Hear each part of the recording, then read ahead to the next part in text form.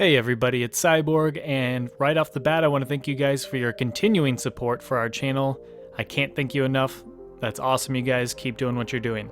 Now today's topic, we're going to be getting into potential Mortal Kombat 11 villains. We're going to be listing off 4 potential candidates that we feel are most fitting to be the big bad.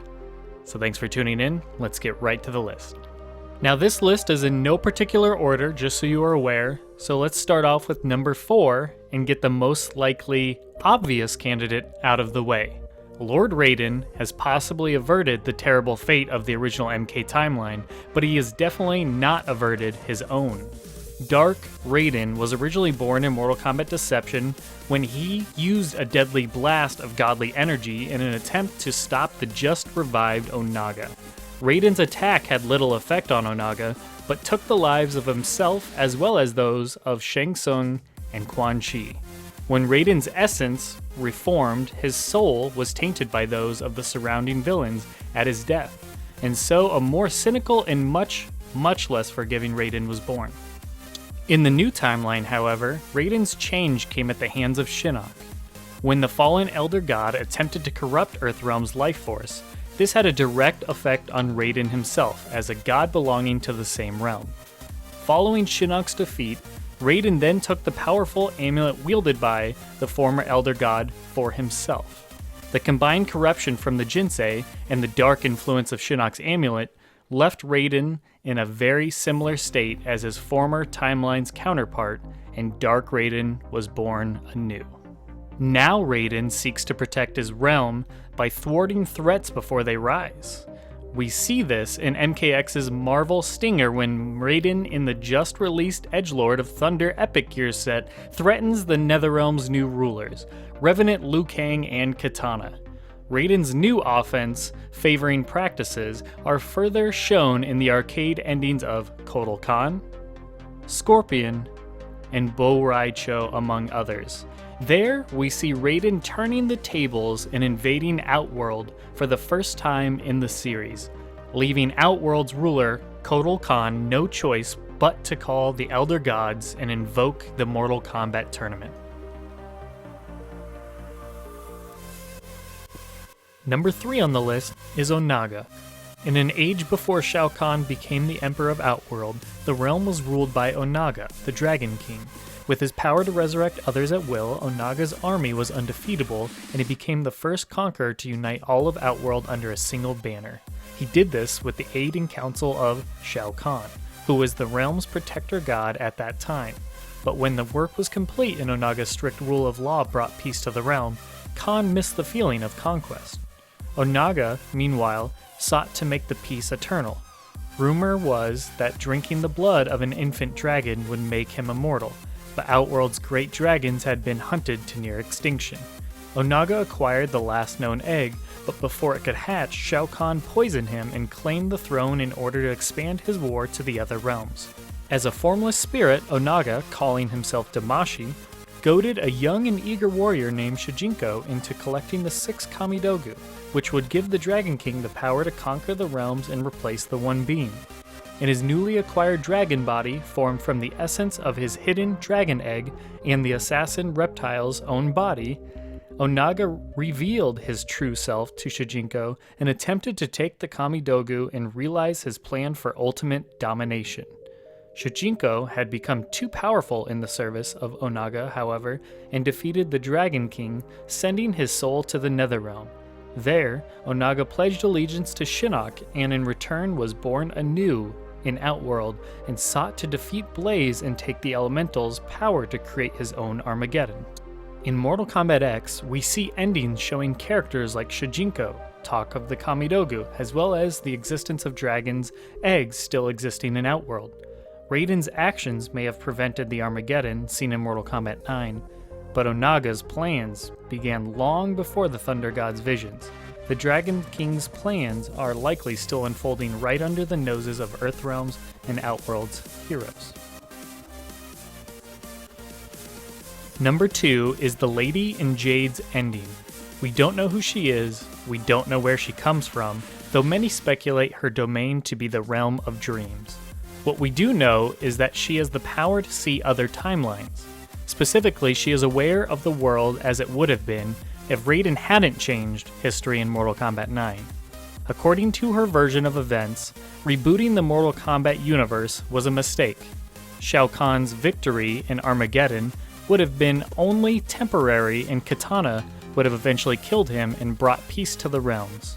Whoever this lady is, she wants to undo the events of MK9 and MKX to fix what Raiden broke. This mysterious new character was first seen in Jade's Mortal Kombat 9 arcade ladder ending. This ending presents a non-canon scenario in which, instead of dying as she did in story mode, Jade defeats Shao Kahn, then passes out, and in her dreams meets the woman who tells her that the events of the game must be reimagined. The woman then takes possession of Jade's body. Now, while the first half of this ending obviously can't have happened, Jade is conspicuously absent in MKX. We saw her become one of Quan Chi's revenants in Mortal Kombat 9, and yet she is the only revenant who does not appear in X, and not only is she missing, no one mentions her either. It's as if NetherRealm went out of their way to make the fans ask, where did she go? Jade only makes a single appearance in the entire game, in Kitana's ending where we can see that she is possessed by the Dream Lady. She shows Kitana a vision of the way things were supposed to be after Armageddon, continuing the theme that this woman opposes what Raiden did in Mortal Kombat 9. So here we can see where this story is going. Jade is missing because this woman did possess her, and this woman does want to either change the timeline or attack the God of Thunder.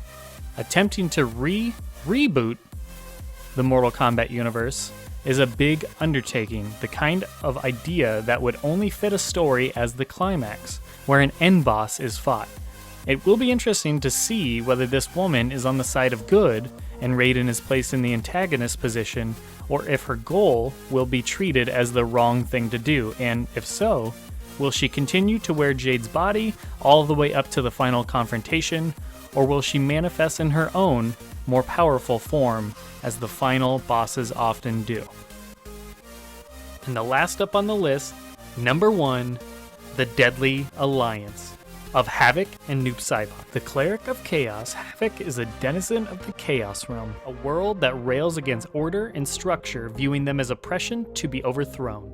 Havik is hailed as a champion of this realm and seeks to spread his homeworld's chaotic freedom throughout the universe. Havik is neither good nor evil. In Mortal Kombat Deception, we see the Cleric aiding the game's heroes in the defeat of Onaga, as his oppressive order of Outworld was absolute in the Dragon King's original rule and must be prevented by the Agent of Chaos. Noob Saibot is a character that is no stranger to Mortal Kombat fans, originally appearing as the first Sub-Zero in Mortal Kombat 1, being killed by Scorpion and reborn at the hands of Quan Chi as Noob Saibot. Unlike the Spectre Scorpion, Noob needed no goading or manipulation to pursue the darker path of his maker and instead embraced his own, already present evil. Noob Saibot serves his own agenda even when it seems he works in service to others. In Noob Saibot's ending in Mortal Kombat 9, we see him forming an alliance with Havik to surprise and overwhelm Quan Chi and Shinnok and thwart their plans, leaving the Netherrealm throne to Noob Saibot's cold rule. While these events did not play out in MKX, a new stage was set for this new deadly alliance to make their presence known. With a new tournament brewing between Outworld and Earthrealm, the time is ripe for the Cleric of Chaos to launch an attack to counter this unnatural system enforced by the Elder Gods and let Chaos take its natural course. Without the protection of the Mortal Kombat tournament, chaos would flow throughout the realms, letting nature and opportunity dictate the future of the cosmos. And ever the opportunist, Noob Saibot could use this chaos to seize his throne in the Netherrealm, perhaps reviving his relationship with Smoke from the original timeline in the process. Noob Saibot and the Revenant Demon Enenra Smoke would be a duo even Havik might come to find himself in fear of. And that does it for our list. Hey, if you have something you agreed with or disagreed with, or you got your own theories or conspiracy theories, go ahead and leave a comment below. I'd love to know what all of you are thinking. I love interacting with you guys. Your feedback is tremendous. It's amazing. Leave a like on the video. And if you are new to our channel, go ahead and subscribe. Trust me, you're not going to regret it. We've been doing this for a long time. And MK11, it's just getting started, and it's going to get crazier and crazier and crazier, and we're going to be putting out content sometimes daily. It gets a little nuts. So we'd love to have you along for the journey. Thank you guys again. I love you guys for all of your support, and we're just getting started. I am Cyborg. I will see you very soon.